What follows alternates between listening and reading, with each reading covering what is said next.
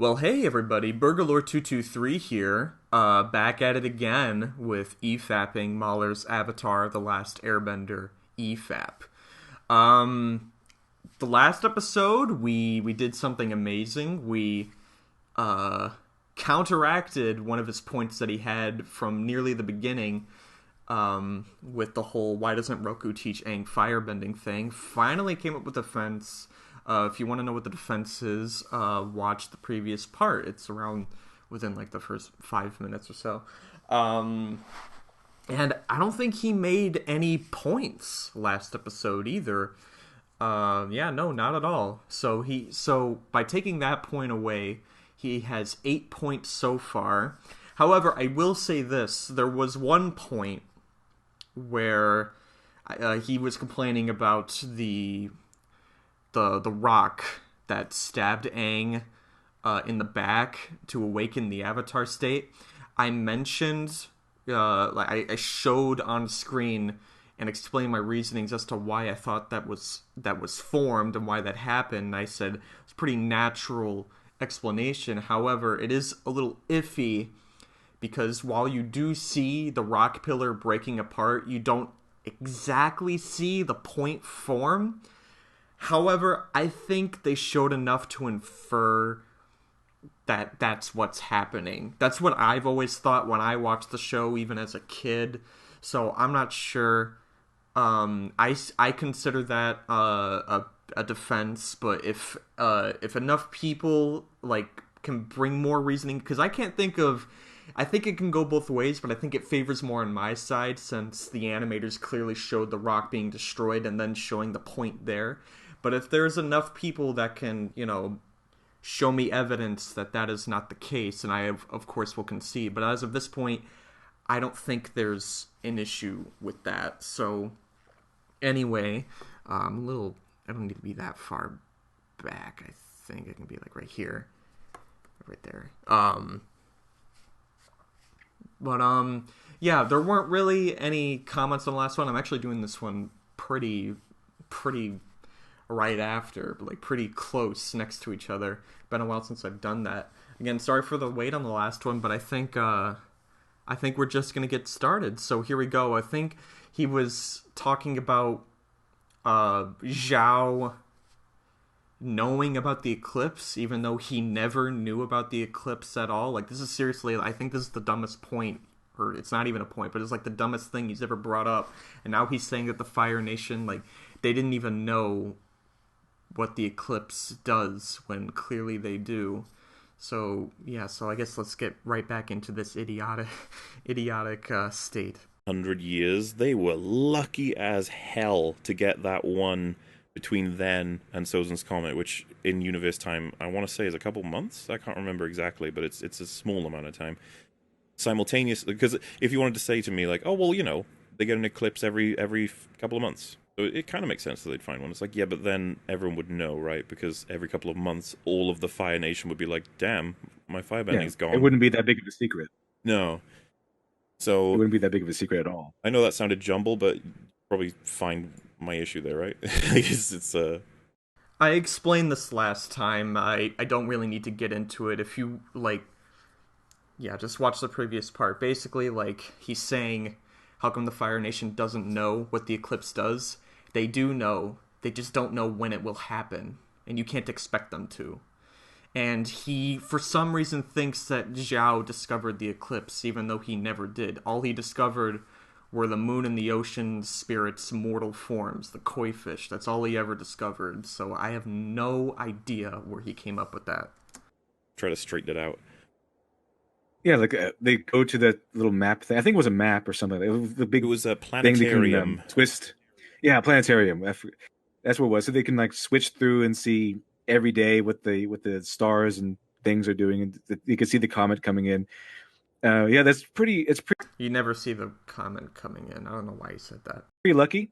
it's pretty lucky for the you. The other thing that was interesting is they first find out about an eclipse because they type in whatever, because Sokka picks up this half-burnt parchment, and they use the date on the parchment, and they search for it, and it was the previous, or whenever the last eclipse was, and that's what tips them off. They're like, and so I was just thinking to myself, damn, Zhao, whole point was to burn any evidence, and you fucking just didn't with that one. It's like, Okay, this one is a little bit trickier. Okay, maybe this is where he thought Zhao discovered the eclipse, so they're in this section. Aang is reading about Katara's reading something about previous avatars being left-handed. I don't know why that would be special. I mean, if you're living a million lifetimes, of course, at least one of them you're gonna be left-handed. But Aang finds a lion turtle thing, and then Sokka, he goes up to this glass panel and he sees a half-burnt parchment that has a date on it. It says the darkest day in Fire Nation history. And they go to the planetarium. They see it's an eclipse. Got it. Now, where does that parchment come from? Because earlier... Oh, no. He finds the parchment before finding the Fire Nation section. He wants to go to the Fire Nation section to find out what the darkest day is. So he goes over. There's like a whole Fire Nation section.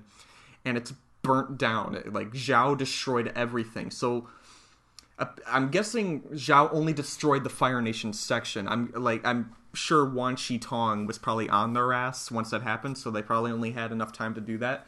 But where does that parchment come from?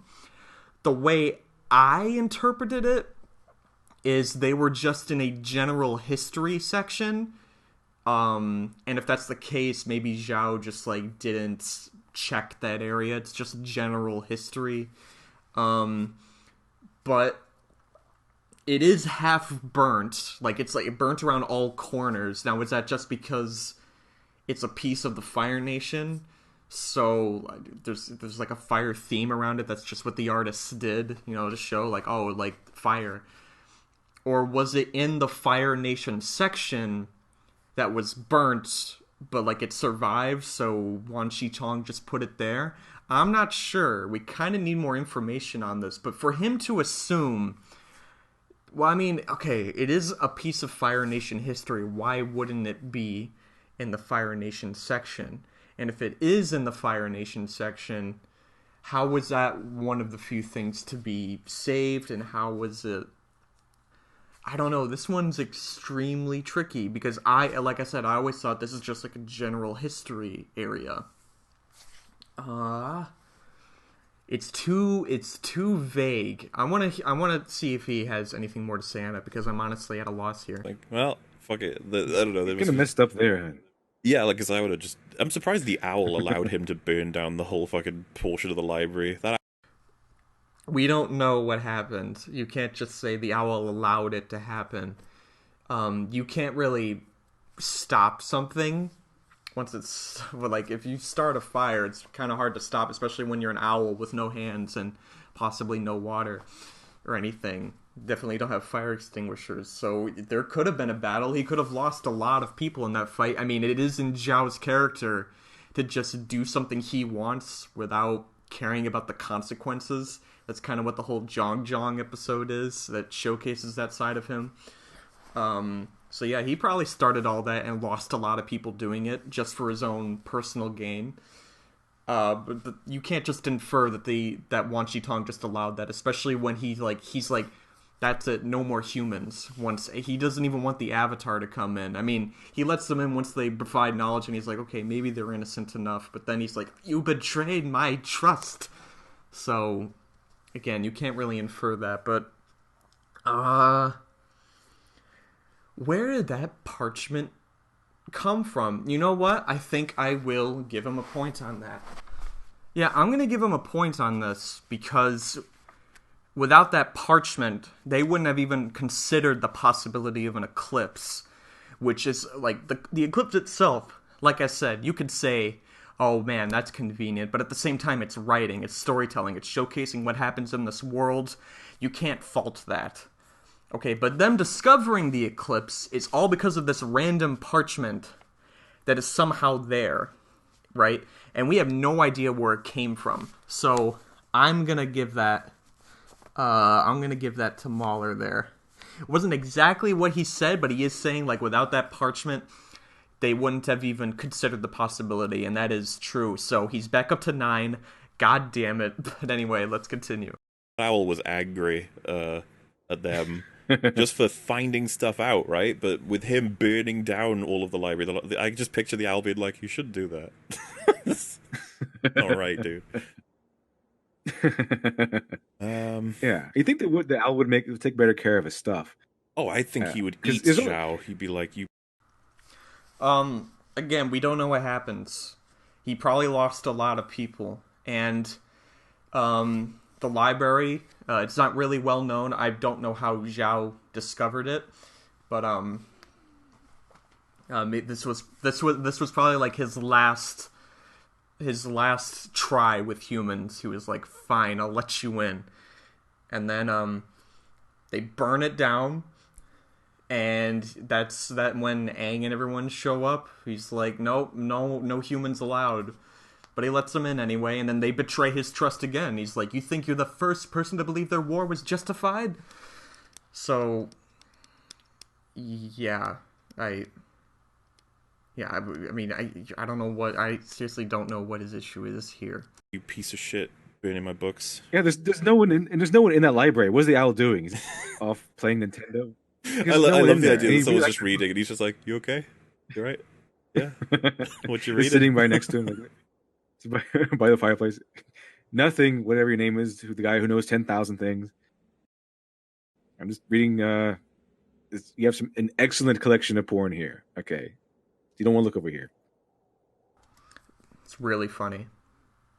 Oh, sorry. The sacred library pornography. I just remembered as well. The only other thing I wanted to mention about that final fight with at the end of this season 3, I thought it was really cool that he used the seismic ability that he'd learned from Toph to counter. Ozai. But I remember. So this was something I was going to bring up as a positive, and then I was like, why did he do that? Because obviously, if you're facing someone, you won't need that, because you can see them moving, right? And you check the scene. He's in the air with his big old powerful elemental stuff. Ozai is on like a platform, and Aang lands with his back to Ozai. Like, I have no idea why. Are you fucking kidding me? Are you stupid? You would die if. Well, okay. In real life, you don't have these abilities. But this is what is called a bait. Okay, have you ever played a video game before, a fighting game? He plays Smash Brothers, he should know what a bait is. Or maybe he doesn't play it, competitively or anything. But, okay. So he's in the Avatar state, he stops it. Ozai is already restrained at that point. But I guess by turning off the Avatar state, it undoes all the bending that the Avatar state does. So his restraints are released. Aang is facing away, and he's basically giving him a chance. He's making himself exposed for a reason. He's waiting for a reaction from Ozai. Ozai decides to attack, which Aang was expecting because he's using seismic sense. So Ozai throws out an attack, which leads him open. Aang uses seismic sense, catches his fist, and then he's restrained on that side, so he can't, properly attack with the other side, so he restrains that side, then brings him down. Okay, it was a bait. Combat. And again, he has seismic sense, so, I mean, what is your issue here? He showed his back, so he knew Ozai would attack, which would leave him right there. He's right behind him. He's right there, open to put earth all around him to restrain him. That's why he turned his back. God, he's a smart guy when he thinks about stuff. That's kind of like the whole point of being smart. But it's like he didn't think with this video, and he wasn't like paying attention and watching the show. Why he does that, and then Ozai goes to do a thing and it activates the seismic thing, and I was like, why? Like, you wanted to give a reason for why he'd use the seismic ability. Why did you make him turn his back on the Ozai at the peak of the climax of the battle? It was a bait. If he was facing forward, after all of that, Ozai is probably a little bit afraid of Aang right now, so he would probably be hesitant to attack and would maybe jump back first, then attack. You show your back to him, he's gonna stab you in the back. He's gonna come towards you. It's a bait. After everything Aang just did, Ozai probably doesn't want to be close to him right now. He wants to wait for him to be vulnerable. So with his back turned, it gives Ozai more incentive to come closer and attack, whereas if he's facing forward, it gives him incentive to jump back and attack, or jump back and find a safer spot to be. And then Aang would be on, he would have to look for Ozai, which would give Ozai an opportunity for a sneak attack. So yeah, it was a bait. It's not hard to understand. Just such a weird thing for me. But I always thought that part where Aang turned his back on Ozai was like an act of dominance, where I don't care about you. You're so insignificant to me.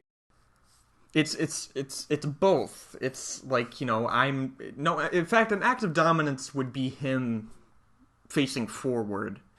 But that's the whole point of him turning his back, is so way he looks like he's vulnerable, he can get hit. So Ozai goes for the hit, and then he restrains him. Again, it's not hard to understand.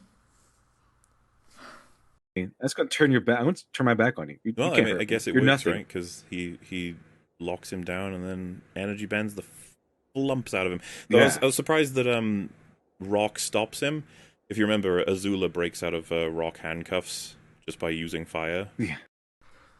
I don't know how that works, in all honesty.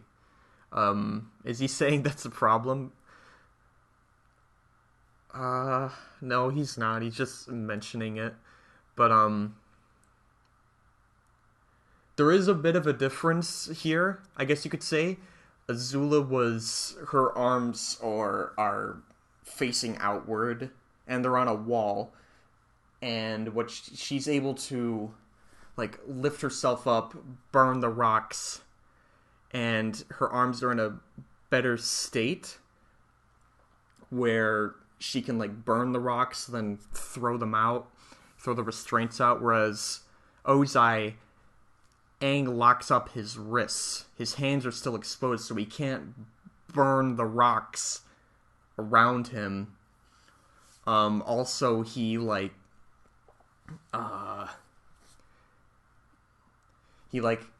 pulls him down. He pulls him down, and he's in an extremely uncomfortable state where you can't really get that much leverage, I'm guessing.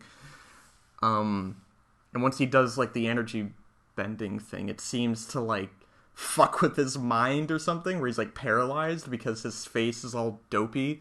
I don't know, but I don't think he could break out of those restraints quickly. Yeah, Azula was able to do it because first of all, but before she even broke out of the restraints, she was able to attack at Sokka and Aang and Toph with her feet before releasing herself, so she distracted them and threw an offensive attack out, so they had to be on the defensive and stay where they were before she could break out, whereas Ozai, he's completely defenseless at this point. There's nothing he can really do. So I'd be surprised that Ozai, on the day of Sozin's Comet, he didn't even fire breathe. Okay. Here we are, folks. This is what made me want to make this video. What did he just say? Okay, here we go. I'd be surprised that Ozai, on the day of Sozin's Comet, he didn't even fire breathe. Didn't even fire breathe. This is the point of the video where I was like, you know what? I need to make a response video to this. I finally made it to what made me want to make this video series in the first place, because I was like, are you fucking stupid? Are you that stupid? Is your brain off? Did you have your eyes closed? He does breathe fire right at him, and Aang bends the air out of the way and starts walking towards him. It covers the whole fucking screen. He does breathe fire at him. And then Aang walks up and does his thing, and it, paralyzes him. I'm guessing, because, that face is weird, and it seems like he can't really do anything once that happens. But yeah, I can't believe we made it this far. An hour and 40 minutes. Like, I'm pretty sure I saw a little bit afterwards, but most of the stuff after all this is going to be completely new material to work with, and I have no idea what type of stupid shit we're going to be hearing, but yeah, he does breathe fire at him. And then I'm guessing the little nerve pinches on his chest and forehead paralyze him. That's what it looks like. So anyway, let's continue on. Like, which is, I'm pretty sure you can do that. I'm pretty sure all of them can do that, actually. It's like especially when Sozin's Comet is in flight, because they can also fly, right? Or he can fly. Actually, I'm not sure, because to me, that fire breathing, this bringing out like a dragon, what Iroh can do it, because Iroh's Iroh. He doesn't care about being undignified. Well, but oh my god, Literature Devil, you make me want to kill myself. Ozai's all about dignity. I mean, Ozai's all about dignity, though. I mean, I can see Azula doing it because she's... Oh, shut up. He does fire breathe. I hate Literature Devil so much. I'm sorry. I'm sorry if you're watching this. You aren't.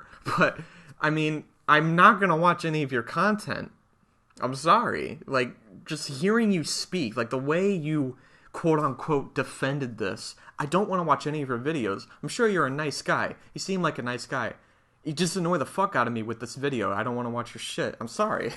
But just shut up. Bring up stuff from the show. If there's nothing from the show that you can think of, don't say anything. Because all of this shit that's just made up in your brain, it hurts my ears and it hurts my heart. I'm sorry. Really practical, but Ozai isn't really as practical as Azula. He's really all about charisma and showing off, which is why he became the Phoenix King in the first place. So I can see Azula doing it. I can see Iroh doing it for different reasons on both of their ends. I can't really see Ozai doing the fire breathing because that seems to be too brute for him to. But he did do it, and he is a brute. That's his whole thing. He literally just said in the previous part that Ozai is all about power. That's brutish. It can't even keep track of his own sentences. I mean, if you're in that situation, right? Like, you're gonna have to go. I mean, he might have. But see, that's the thing. He did, though. See, like MauLer, like now he's thinking, like, oh, I guess he really didn't. I mean, Literature Devil doesn't even know, but he did, though. We're not even ever have learned. Like, oh, my nasty brother does that. I'm not gonna learn how to do that. So. Well, yeah, I was still surprised he didn't try and break out, I guess. With the he might have been really defeated. I mean, he might have been so, because the whole thing with Ozai is his ego, his huge ego, and he probably. Can I skip? I'm debating to skip because they're still going on about this, and I really have nothing to say. His ego is destroying every single relationship he's ever held dear.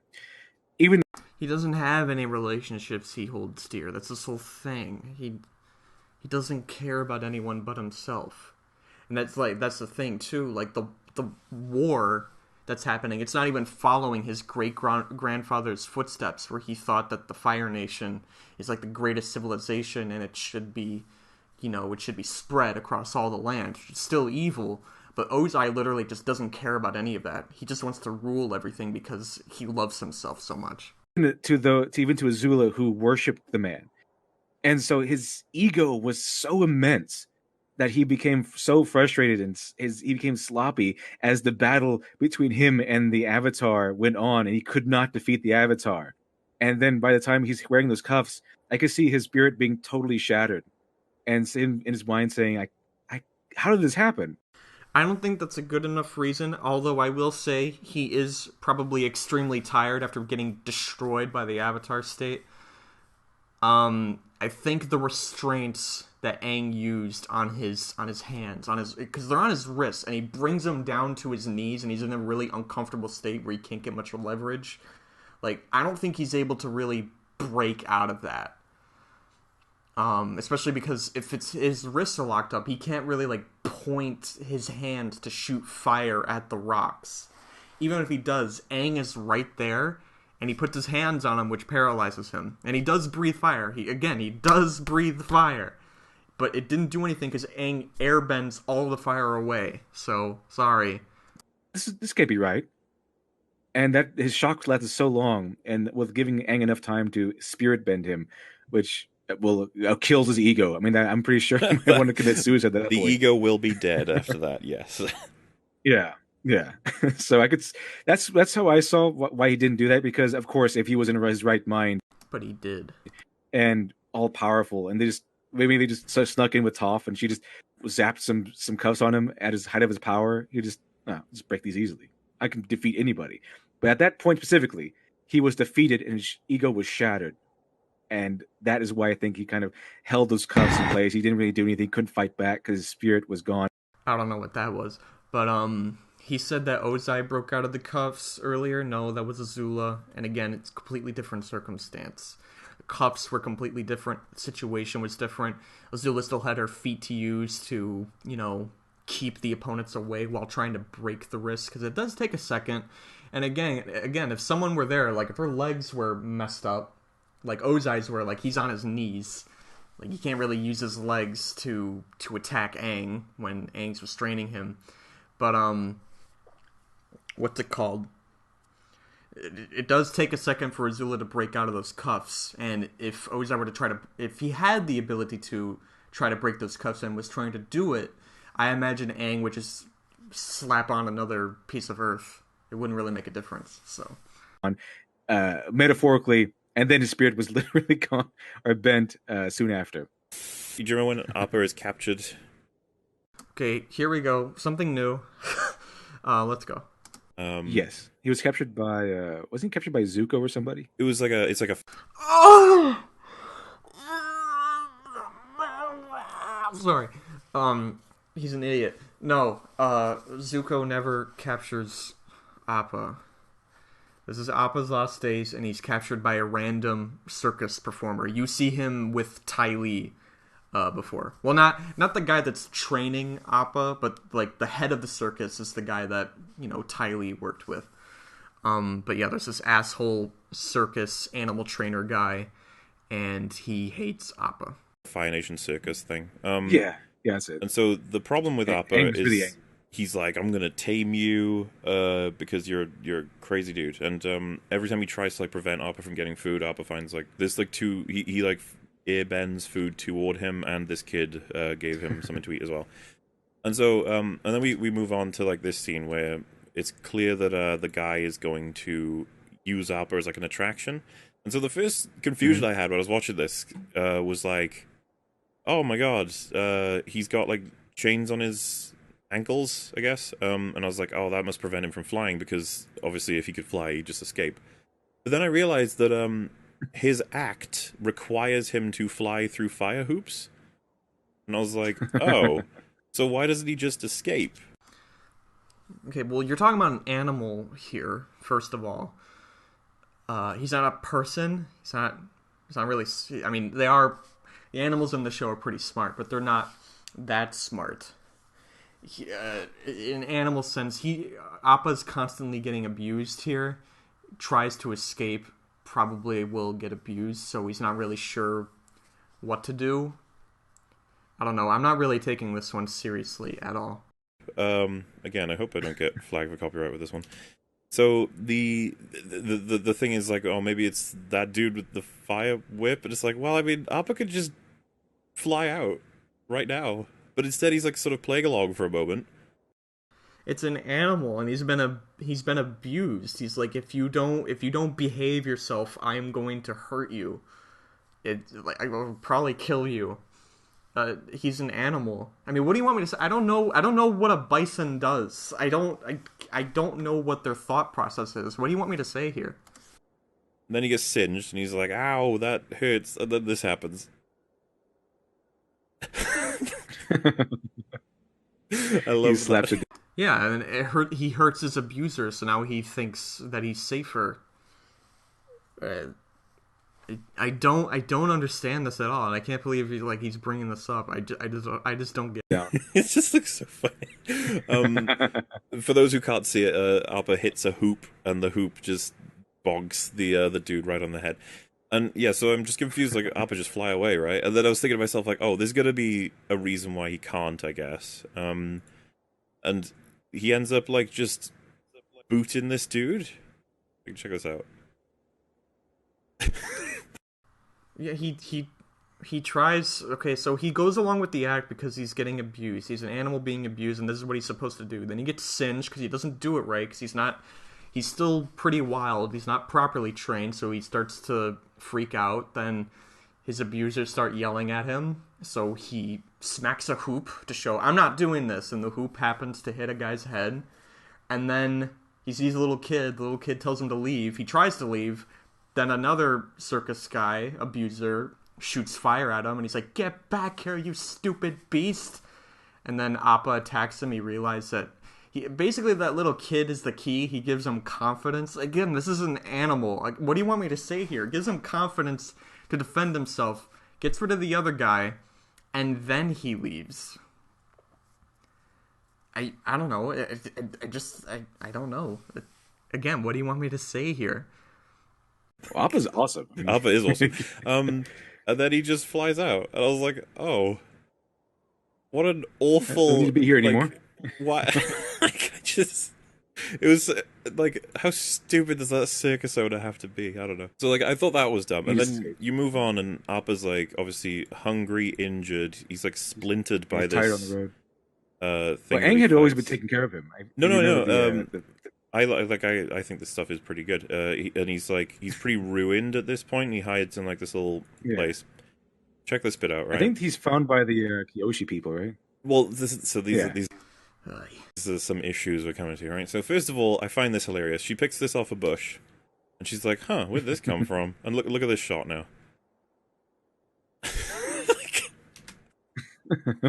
How didn't you see that? Seems more significant than the other thing. Where it's like, okay, so they. She said must have been some fight.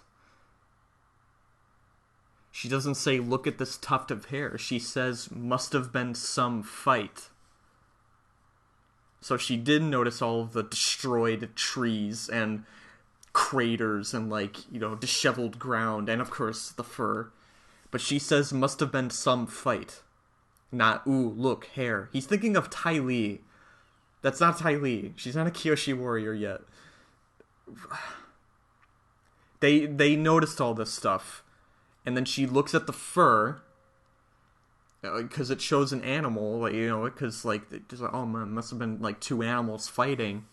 And then Suki knows that that's Appa's fur. They follow the trail, naturally, and they get up to Appa, and it's like, good God, lucky that someone who knows you very well happened upon you in this area. Are you fucking kidding me? I mean, what do you want me to say? Seriously. So,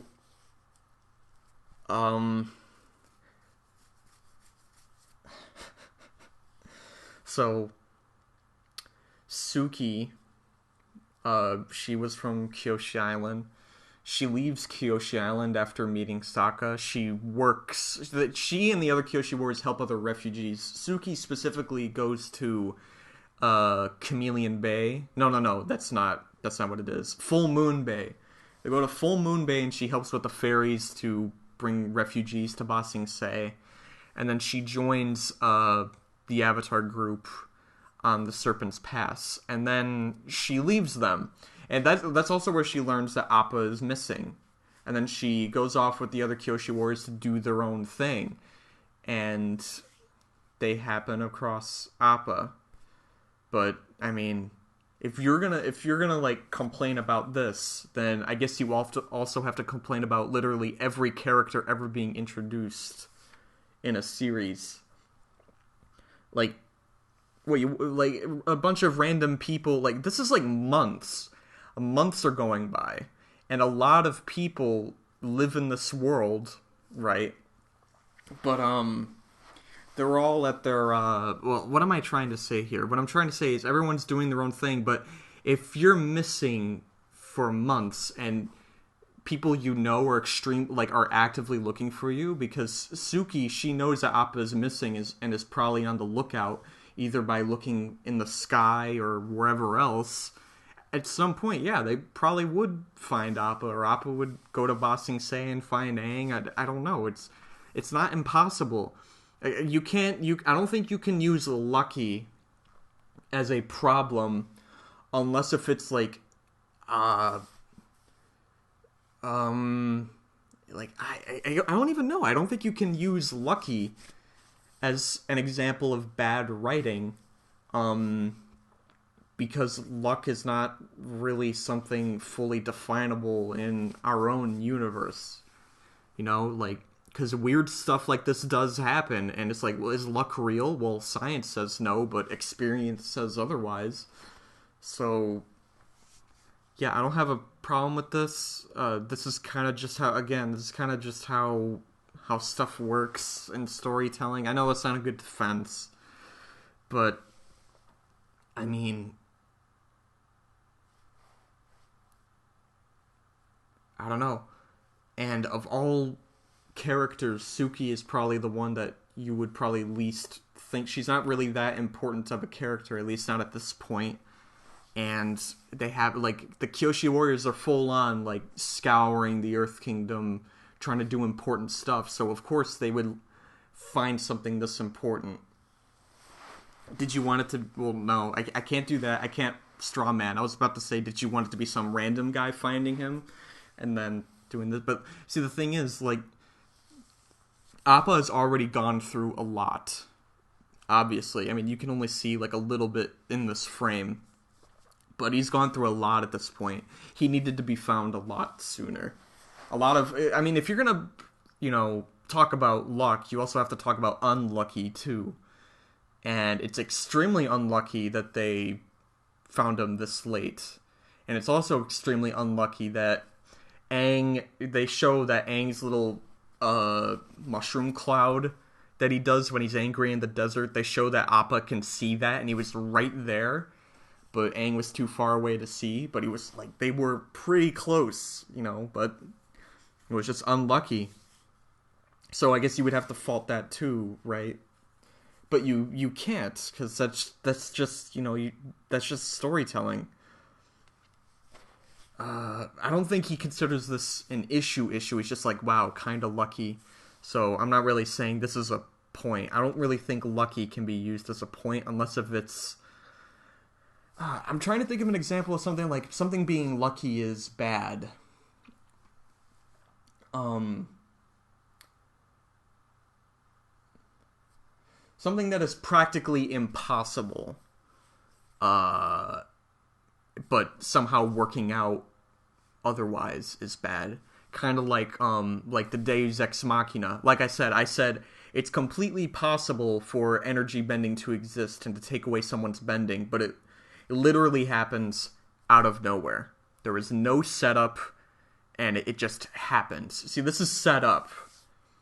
There was foreshadowing, like with, Suki, like, going off doing her own thing and learning about Appa being missing and everything. It's just set up, and you gotta pay that off. It would have been a problem if that wasn't paid off. I'm just saying. And this also leads to Suki getting captured. Also, you're saying, like, how lucky that, the Kyoshi Warriors found Appa to help save him. They don't really do anything. All they do is just, like, make him healthy, and then they tell him to leave. They don't know exactly where Aang is, other than Ba Sing Se. And that's it. They don't know exactly where he's at. They don't know if it's even possible for, like, if they don't even know if he's still there. They just guess that he's there because that's where they were heading, but they could have left by now. They have no idea. So, yeah, I'm not going to belabor on this any longer. I don't think that this is an issue. Someone who cares about you to the point that they pluck those things out of him, they feed him, they rest him up, and he's back to full health. And I was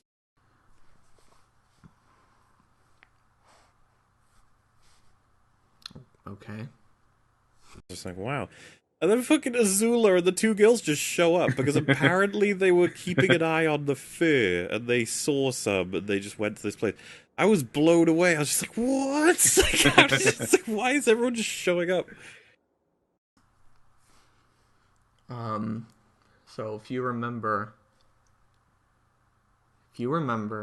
which you probably don't, you have a fucking terrible memory, it seems. Azula is after three things. She is after Zuko and Iroh for being traitors to the Fire Nation. She wants to destroy Ba Sing Se, and she is also after the Avatar, before Zuko can get him. So in the episode The Chase, Azula, Tylee, and May are following Appa's fur trail. That's what they're doing.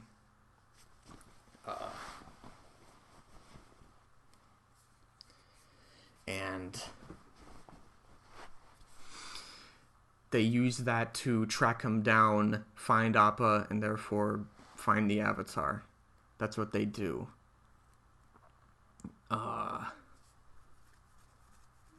So they're doing that here, which has been established as something they do.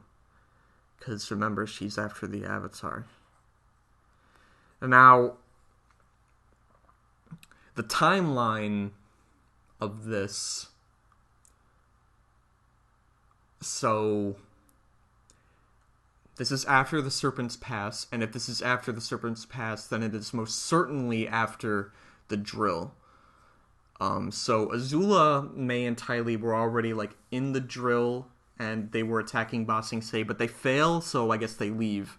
Now they know that Aang and the Avatar crew are there at Ba Sing Se. However, we don't really know what they do afterwards, but maybe they see the fur trails, so they're thinking, maybe the Avatar left Ba Sing Se, or maybe they think if the Avatar's bison is missing, then we can take him and basically use that as hostage. Because that's what Zuko tries to do once he sees the flyers, and he knows that Aang has lost Appa. He was going to take Appa, but then Iroh says, then what are you going to do? And he's like, I don't know. But I'm guessing, use that as, a ransom. It's if you want your bison to stay safe, you'll come with me, and I'll take you to my father. If you don't, I will harm your bison. I don't know. But, either way, Azula probably found the fur trail and decided to follow it because it could lead her to the Avatar or the bison. And getting the bison would lead her to getting the Avatar, which is something she's after. So I don't see what's a problem. And we don't know how much time has passed, and we don't know how much time passes between the Kyoshi warriors finding Appa and then restoring him to health. Now, it does show it's instant, but we don't actually know how much time was spent. So, of course they would help him. And a random person, if they saw that, this giant cuddly bison is all hurt and everything, they probably would think, man, that thing looks hurt. Maybe I should get help or something. I don't know. It seems a lot of people seem to be nice like that in the show. So I don't think it would matter who found them, but it was set up that Suki had something to do, so this is the payoff. If that didn't happen, you would think, well, what was Suki doing? How come she ended up in prison for some reason? What? This is writing. I don't get you. I seriously don't get you with this video. Because this isn't something he would say for something like Lord of the Rings or Star Wars. This isn't space. This isn't randomly meeting Han Solo in fucking vastness of space in The Force Awakens, which he said, yeah, it's extremely convenient, but it's also okay, it's not impossible. But at that point, I'd say it's pretty fucking close. But this is not nearly as close, especially since if you consider how big, if you were to put the Avatar's Earth to scale, it'd be an extremely small planet. So, yeah, this stuff is more likely to happen, and this stuff happens a lot in normal life. So, just think about that. But you can't just imagine that the people who live on an island thousands of miles away would just appear first. Oh my god, they're not in the Fire Nation. They were just there at the drill, and then they lose and they leave. Who knows what they do? They find the trail, because, they're following the trail, so they had to find it at some point, and then they follow it. What else do they have to look for? And if also it could lead them to finding Zuko too, because Zuko's obviously after the Avatar, at least she thinks so, because that's the last time she saw him. He was there, fighting her, and what's it called? So she could follow the trail. She could either run into Zuko also following the trail. I'm thinking in her mind, because how could she know where everyone is. I mean, we know that they're all at Ba Sing Se, but how could she know that they stayed there or what they have no idea what they're even doing. So, yeah, I don't get your problem here. They were looking for that fur, and they saw it. And like, all right. If were people who... That is exactly right. Yes, except you made it sound like it made no sense, but it does make sense, because that would lead them to at least one of the three things they're looking for. Because they can't, with the drill destroying Ba Sing Se, I mean, that's not really an option anymore. So, out of the three likely things that they could run into, the most unlikely thing happened, and that is the ability to infiltrate Ba Sing Se, which is interesting. That's the one that actually happened out of the three goals. And which also led to the other two, but at this moment it only leads to that one, because they find the Kyoshi warriors, they beat them, they imprison them, they take their uniforms, and that allows them the ability to infiltrate Ba Sing Se undetected, because they think that they're one of them. You know, they arrive first before the people who are actually chasing them, whose job is to chase them down. Yeah. I don't know. I forgot the context of that little scene, but well, then don't talk about it. I mean, just say, I mean, I don't know the full context, so I'm just not going to talk. Just don't talk. I mean, you can do that, right? Not a lot of people know how to do that, but I think you could. Those sorts of things, like, again, I can agree, are small, but like in my experience, there's lots in several episodes that they drive me down, right? Because like I'm constantly trying to get invested, and I'm just like, but why, really? Oh, wow, that sort of experience. I guess death by 1,000 cuts is probably how I would describe it, and some of these may not be very accurate. Maybe I've that is the biggest understatement of this video so far. Some of these may not be that accurate. Most of them are not that accurate. Only 9 out of like the 30 things you've said so far have been points that I've conceded to. That could still technically, some of them could still technically have answers that I just may not know. So, yeah, understatement of this came out last year, but still of the 2 years. Fucked up some of these. Like I said, it's very possible. It's just that more than possible. A lot of it seems so strange to me. I think at that scene, the Kyoshi warriors were. I mean, they're already friends with the Avatar from season 1, but I think they were actually looking for the Avatar to protect him or something. I don't remember that episode. No. They were just helping out people in the Earth Kingdom. If they were trying to help the Avatar, Suki already fulfilled that, and she would have stayed after meeting them at the Serpent's Pass, but that's clearly not the case. Shut the fuck up. I'm tired of you. I'm seriously getting sick of him. Specifically. But I think they were actively looking for Aang also. It just so happened to stumble upon Appa. Well, like, because they found his fur. And Aang are in very different areas at that point. Yeah, but how could they know that? I mean, I'm going to go back see exactly what he said, but, I mean, how would they know that? Azula and also... the Kyoshi warriors know that because Suki knows that they're separated, so their mission is to try and get Appa to reunite with Aang. But Azula and everyone, they don't really know that yet. That's why they would follow the trail, because, like, who knows where the Avatar is? Like, they saw him at Ba Sing Se, but, again, they don't know why he's there. They don't know... They didn't see Appa, but, I mean... Appa tends to hide whenever they do stressful situations, so I guess that's not out of the ordinary. So it would be like, why are they there? What's their mission? Do they stay there, or did they just find out about the drill and they wanted to stop it? Who knows? I think it's completely possible for them to just like, we lost the drill. I don't know. Let's try and pick up on something. Like, who knows what else do they do? Maybe they, join the Fire Nation in some other battles, and then one of the battles they happened to see, some fur, and they were like, the Avatar's been through here, let's follow the trail. So, yeah, how would they know? We know. You're, like, confusing, like, our knowledge with their knowledge. We only know because we're the audience. We know what the characters go through. They don't. They're not seeing the world through the show's eyes. They're seeing it through their own eyes. Do you understand perspective? Really, but I think they were actively looking for Aang also. It just so happened to stumble upon Appa. Well, like, because they found his Appa fur. And Aang are in very different areas at that point. Because Appa's been missing for a couple of days at that I think. Yeah. Yeah, a month. A couple of days. No, a month. He's been missing for a month. Longer than that. Idiot. And he's obviously been put into the circus, and he was just sort of flying.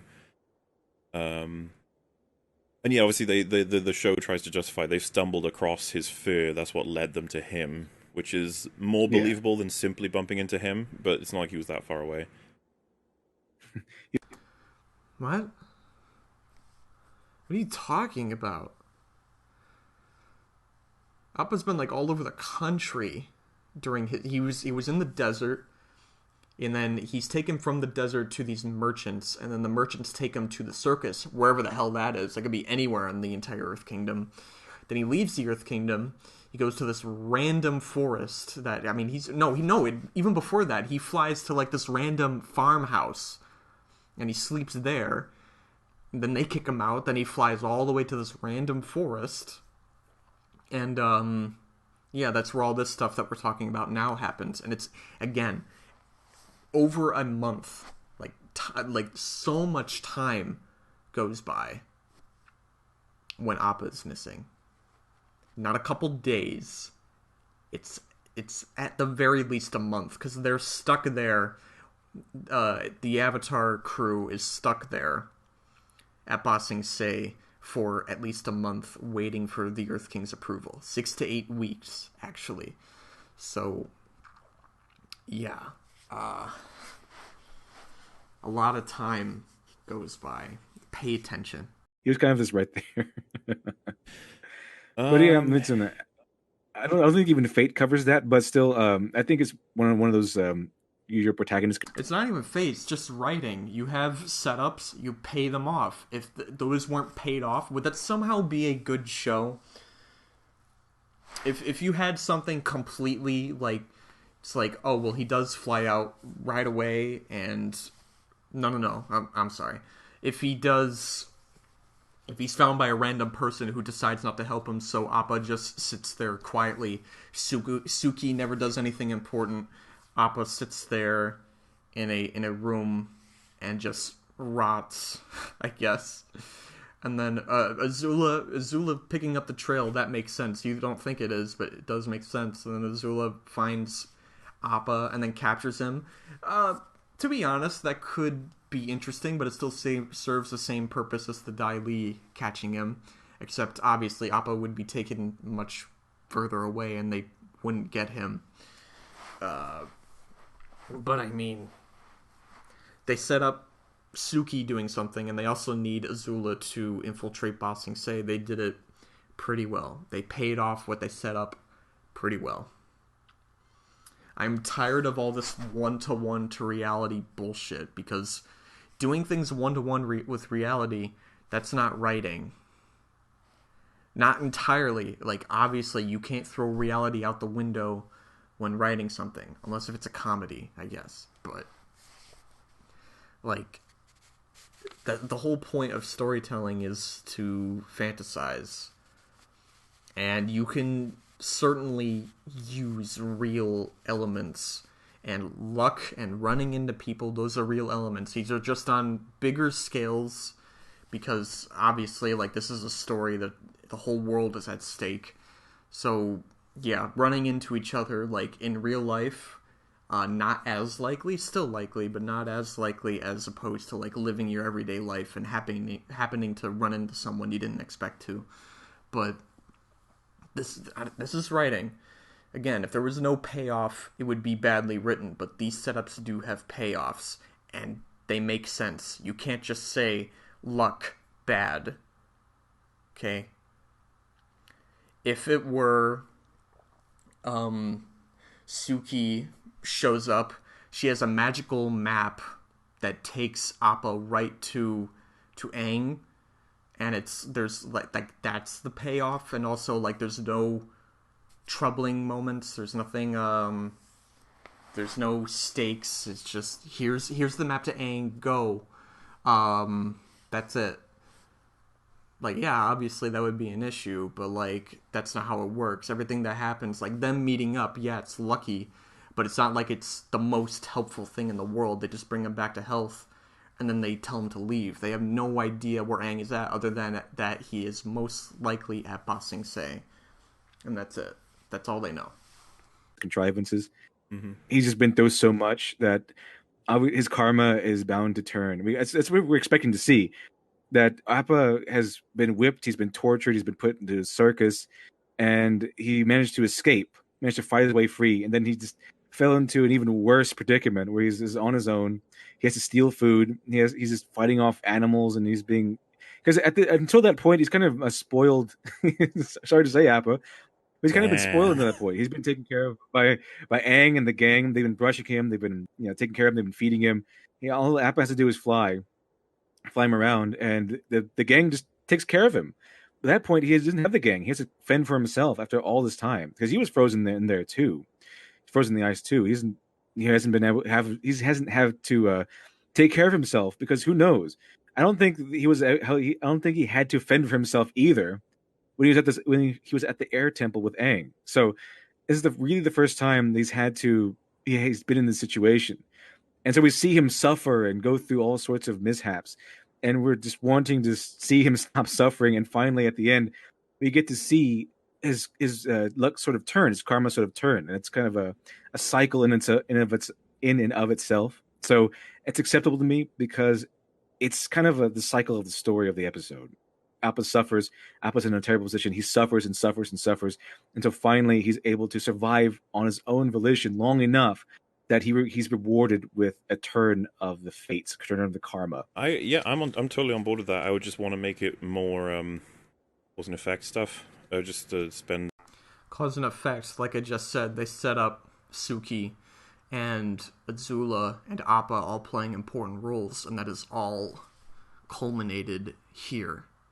I mean, technically, this is a set-up for Azula, not a payoff, but this is a payoff for Suki and Appa. It's also a setup for Appa at the same time. It's everything being set up and also paid off at the same time. It is cause and effect. If it were a random person, it would be nothing. This is something. And I know you have an issue with nothing. So a chunk of time trying to figure out how do we get it all to sort of line up with just other events that are happening, let's get a reason to spend a chunk of time trying to figure out how do we get it all to sort of line up with just other events that are happening, let's get a reason for why maybe they are looking for Appa, the Kyoshi. The Kyoshi warriors weren't actively looking for Appa. They're just helping out in the Earth Kingdom, and they say must have been some fight. They see all this stuff, and they happen across him. That is true. They just happen across him. What he just said made it like, okay, hang on. What did he just say? Cause and effect stuff. I would just spend a chunk of time trying to figure out how do we get it all to sort of line up with just other events that are happening, let's get a reason for why maybe they are looking for Appa, the Kyoshi warriors. We can, this, we may have to make some structural changes, but I would totally be on board with that. I'd be like, yeah, let's go, let's do it. Because I like Appa. I think he's my second favorite character behind Iroh. I like Appa too. Oh, thank God he loves Iroh. Thank God. We were worried about that. Iroh is fantastic. Iroh is awesome in everything he's in. Until after Mako dies, not so much. They kind of brush him off to the side. But when Mako's alive, Iroh's fantastic. He's always cheerful. He always has his plan up his sleeve. He's a trickster / mentor character. Okay, so what he was saying there is that you could write it differently to where Suki actively says, we're going to try and look for Appa for you. Yeah, that would be better, but it's like that's still it still doesn't change anything. They would still just happen across it, so I don't see what your point is, like, by doing that. Because no matter what, it would have been chance, so that doesn't change anything. Because I'm still sure that it's within their options, because all Suki says is, I'm going to get back to the other Kyoshi warriors and help people. And then they happen across Appa, and that's like, oh, we found Appa. We can help give Appa back to Aang. So it doesn't really change anything other than they think they outwardly say we're gonna look for Appa, but you can already infer that like they're keeping that in mind while doing other things. So again, it doesn't really change anything other than that. So yeah, if he's saying that like that's not an issue, then this isn't an issue because it's basically the same thing. I don't see how you could do it differently. No matter what, they would have just happened across him, either finding the fur and following the trail like Azula, which again you can infer that that's what happened because it makes sense, or just the way it happened. No matter what, it's just that it would be the same, or they would see him in the sky, but again, like it would just be happenstance. It doesn't change anything. Because I like Appa. I think he's my second favorite character behind Iroh. I like Appa too. Iroh's fantastic. I love Iroh's awesome in everything he's in. Until after Mako dies, not so much. They kind of brush him off to the side. But when Mako's alive, I mean, is it pronounced Mako or Mako? I always thought it was Mako because that's how they pronounce it in Korra. Like they named a character after Iroh's voice actor Mako. So I'm pretty sure they would know how to pronounce it correctly. So I'm gonna say Mako for this sense. But yes, when he's alive, he's absolutely brilliant. Of course. After Mako dies, not so much. They kind of brush him off to the side. But when Mako's alive, Iroh's fantastic. He's always cheerful. Yes, but God, I got sidetracked so many times. But the change in voice actor doesn't change how great the character is. He's just, darker and sadder because he was betrayed by what he views by Zuko, and he views him as a son. And, the voice actor does a really good job of mimicking the Mako's voice. But yes, it is sad to see that Mako couldn't voice him the entirety of Season 3. Season 3 Iroh is still great. He still says a lot of, great things, but he is a lot more darker and seriouser, but that's because the stakes are higher and a lot of shit has happened since then. So, but yeah, that's basically what I just wanted to say about that.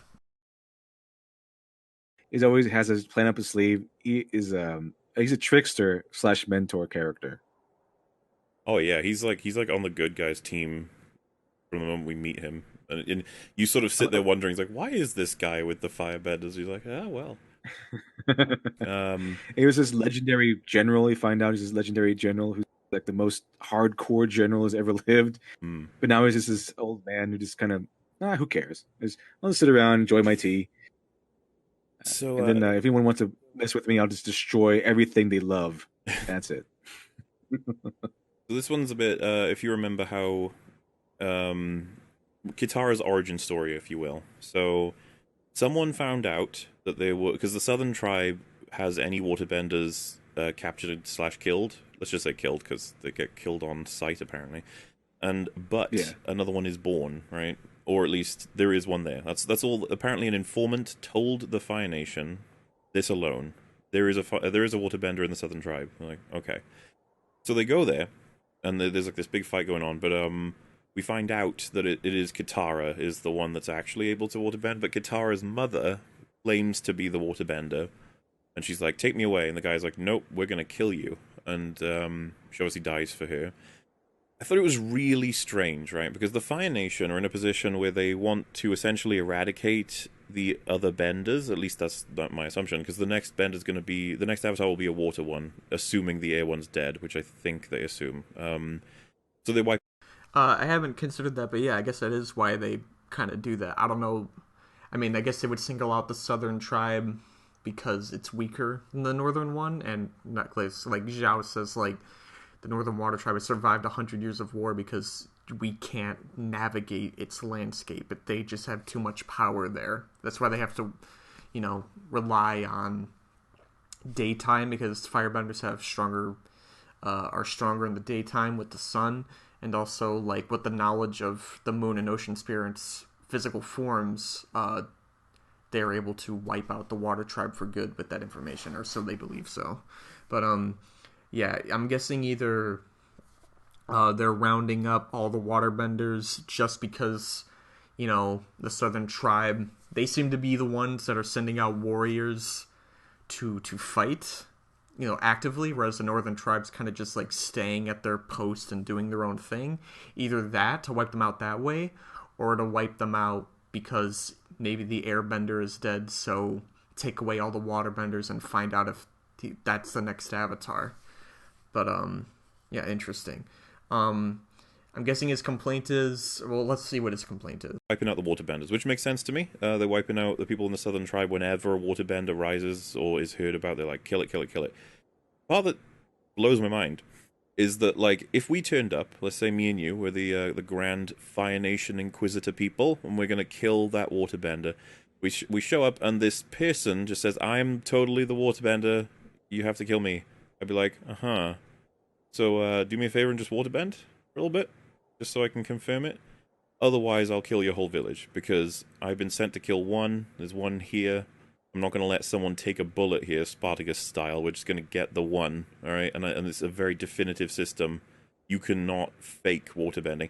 And funnily enough, I think that we could have had it be that way. Like, Katara tries to maybe help her mother by waterbending, but she's a little bit maybe out of sight, or to a degree, and like the mother takes credit for the bending itself. Like, she does the movement. She's like, "I'm the one who was bending the whole time." It's like, and then the guy, you know, believes it is her and kills her.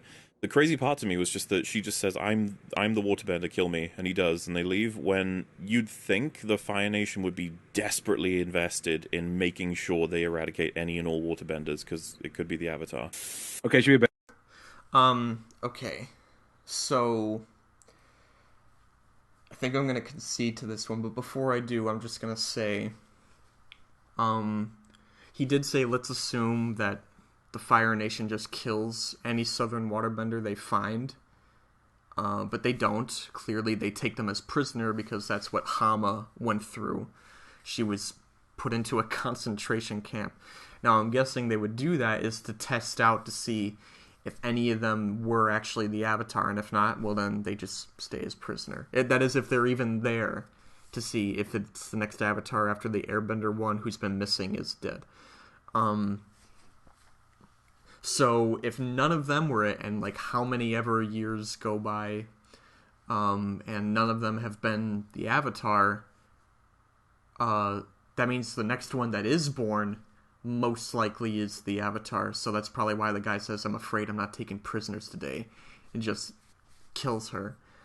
But yeah, you would probably want confirmation before doing it.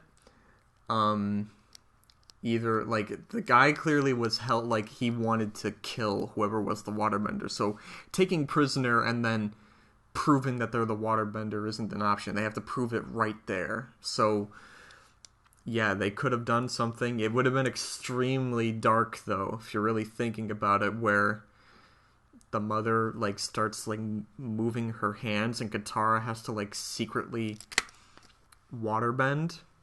However, what happened was, what they ended up doing was they had to send Katara, like, Katara's mother sends her away so she can find her dad, and then they come back, and then she's just dead.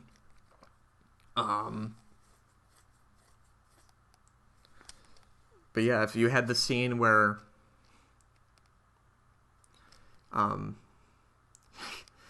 it would be extremely dark, where the mother is having to do the motions, and Katara would have to mimic the motions. Katara would essentially be helping. It would be assisted suicide. It's extremely dark. You do that, and then the guy says, "Okay," and then kills Katara's mother right in front of her, which, in a darker show, that would be perfect, but Katara can't see the guy actively killing her. She has to see the aftermath, which is still fucked up, but, like, on a children's show logic, I guess that makes more sense. So I guess he could do that, and then he says, "Get out of here, little girl, you don't want to see this." Yeah, I will consent to this. That's 10 points now. The Southern Raider guy, Yan Ra, probably should have made sure he got the waterbender. I can't think of anything that would show otherwise. I think you would want confirmation. It would be better if we knew what they were after. If they actually were looking for, like, if they thought, like, maybe the airbender died and now he's a waterbender, like, yeah, you would definitely want to make sure you got the right one. But if it's just a random waterbender that could fight, not a huge deal, I guess. But I think either way, you would want confirmation. So, yeah, so that's 10 points now. Anyway, that's gonna wrap this one up, I think. I think I'm done with this one. We'll be back next time. I'm not sure when that will be. Hopefully not too long. Like, this one wasn't too long. But, yeah, read my show. I don't really have much else to say about it at this point. Another chapter was finished. I just finished it yesterday, actually, at the time of this recording. But it's not uploaded onto the site just yet. But it will be soon, so stay tuned. But, yeah, that's going to be it. I'll see you guys next time. Bye.